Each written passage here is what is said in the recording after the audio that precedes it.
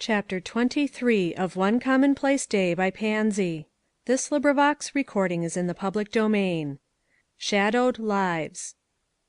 In one of the beautiful homes, which are so numerous on Pennsylvania Avenue, seated at an upper front window, looking out upon the passers-by, with that far-away air which says, "I see them, and do not see them; they are all as less than nothing to me, and I care not what becomes of any of them," was Mildred Powers.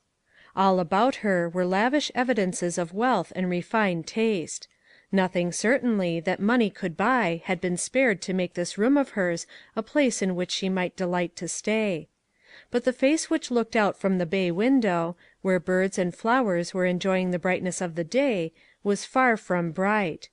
There were traces of tears, and there were marks of a sorrow which tears could not relieve. It was a young face to be so shadowed; as you looked at it, you could not help hoping that time would efface the traces of sorrow; but certainly they are there now. She was quiet enough; the first storm of her grief had calmed.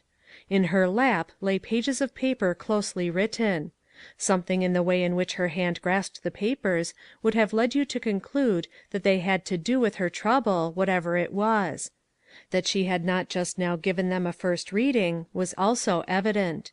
They were held as papers with which she was, and had been for some time, perfectly familiar, but which were, nevertheless, of grave importance. Meantime, her mind was busy with a problem which she shrank from settling. This letter had been in her possession for 3 days, and she was still revolving the question whether it was her duty to take it down to her mother. "Of course, mamma must know," she said to herself mournfully; "but ought I to give her the entire story in detail? Would it be wrong, I wonder, to tell her about it as fully as she chooses to question, and let the rest pass?" Unquestionably this would be the easier way. There were sentences on those pages which she shrank from having any eye read, even a mother's.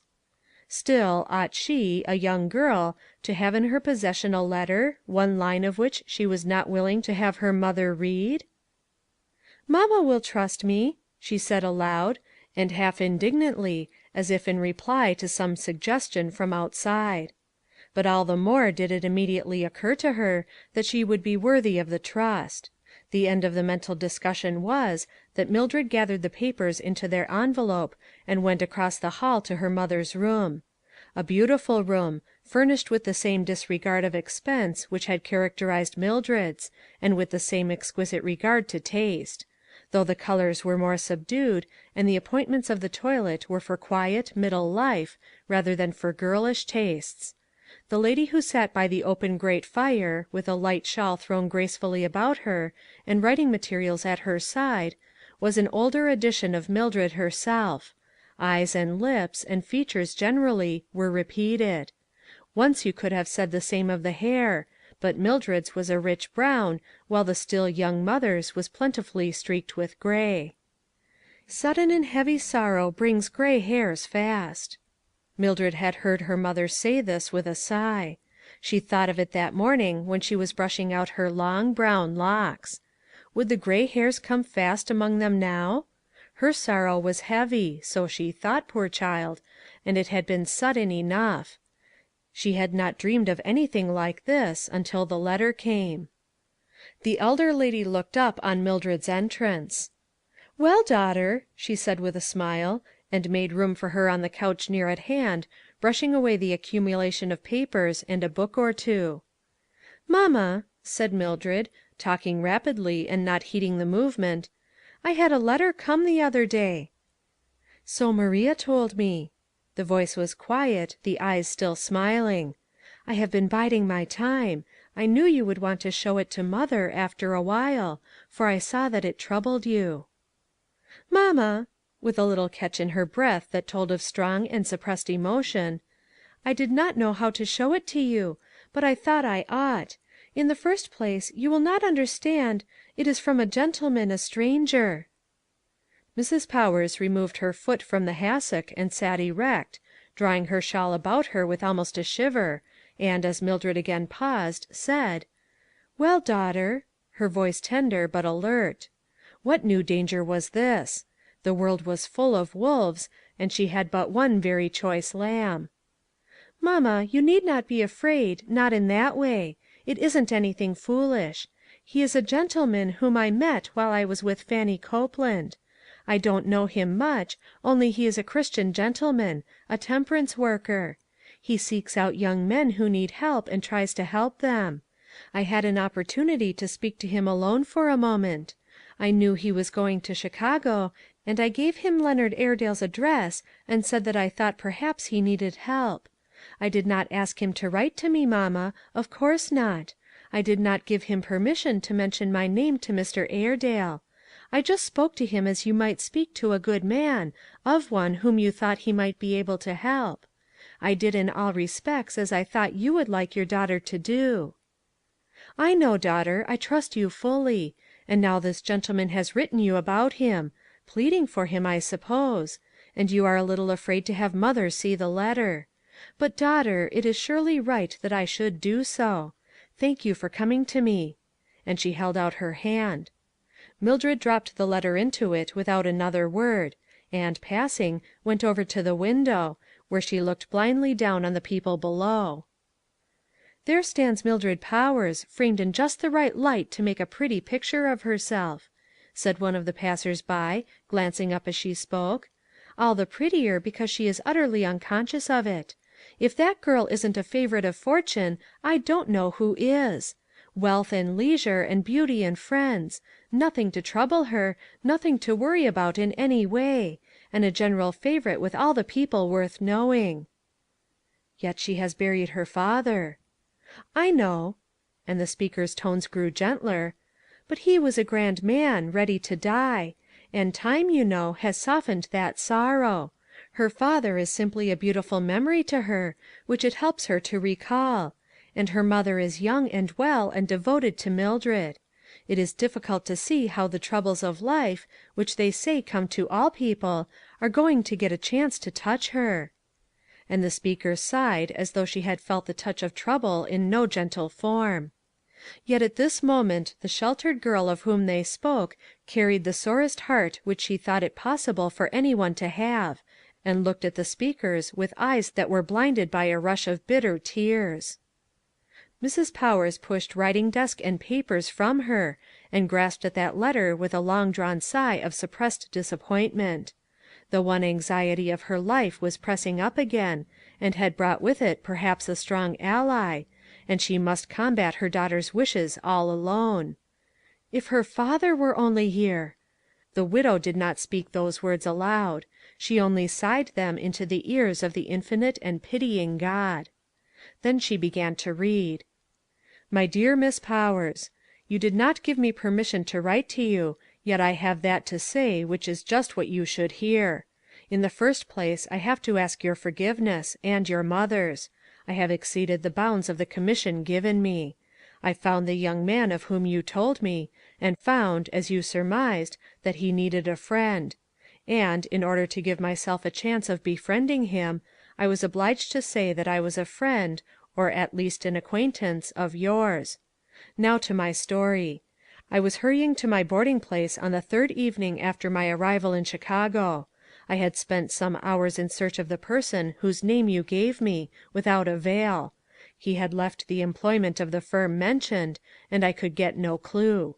On this evening, as I was hastening up town, I saw a young man standing, studying the water below him, in a way that boded no good. At first I passed, then felt impelled to turn and speak. I received an unsatisfactory answer, but for some reason I could not bring myself to leave the man.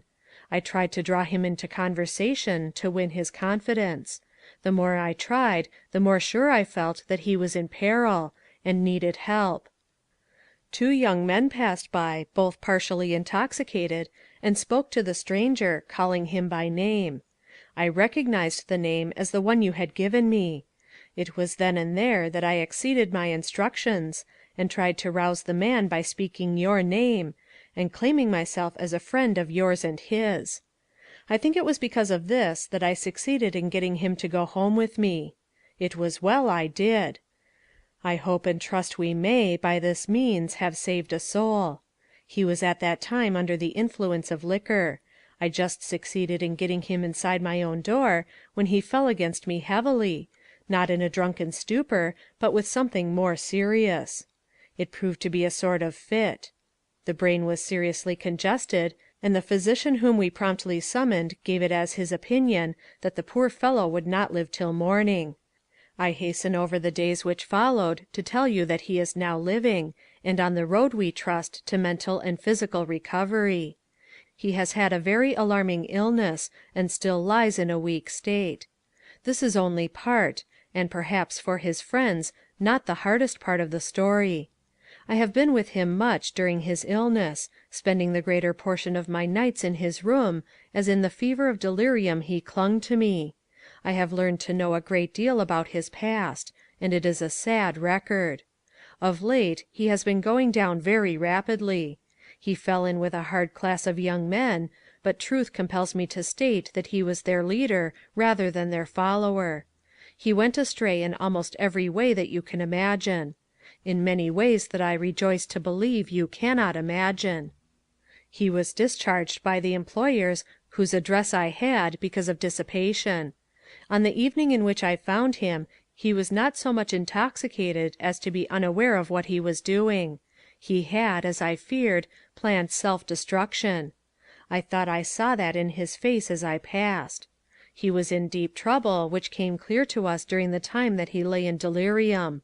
He had become involved in pecuniary trouble, had gambled, as sooner or later nearly all drinkers do, and in a fit of drunken despair had forged the firm name of his former employers, for not a very large amount, but quite large enough to send him to the State's prison.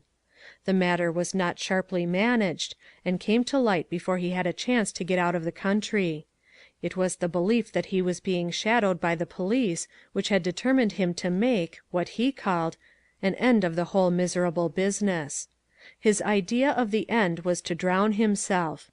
When the facts of the case came to light, some of the Christian men in the city took hold of the matter, visited his employers, secured a stay of proceedings, and eventually secured a compromise. His mother was telegraphed for, and came on at once, exerting herself earnestly in his behalf.